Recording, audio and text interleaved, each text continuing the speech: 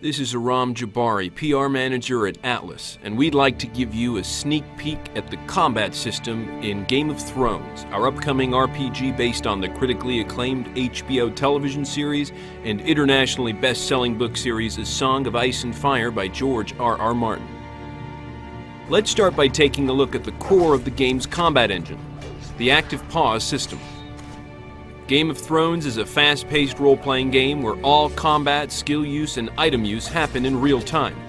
When the pulse-pounding action becomes overwhelming, the player can slow down time to better make strategic decisions like giving allies orders or choosing to use some of their character's skills to help turn the tide of the fight.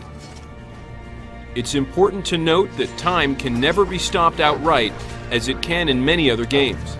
This serves to preserve the tension and urgency one would expect from fights in the Game of Thrones universe.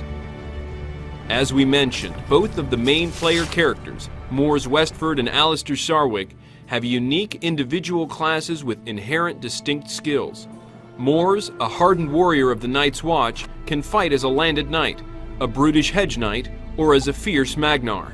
Alistair, a red priest, can fight as an archer, a sellsword, or as a water dancer.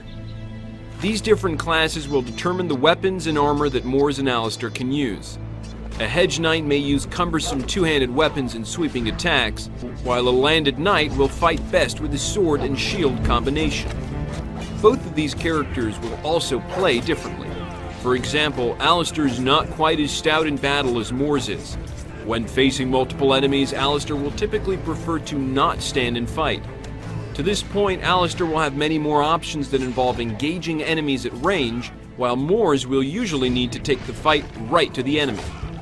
Perhaps you want to play as a water-dancing archer or an effective heavy-armored Magnar?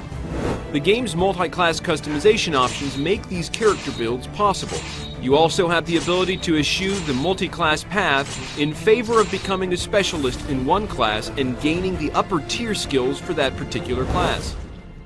This is just a fraction of the strategic aspects that you'll be able to explore in Game of Thrones.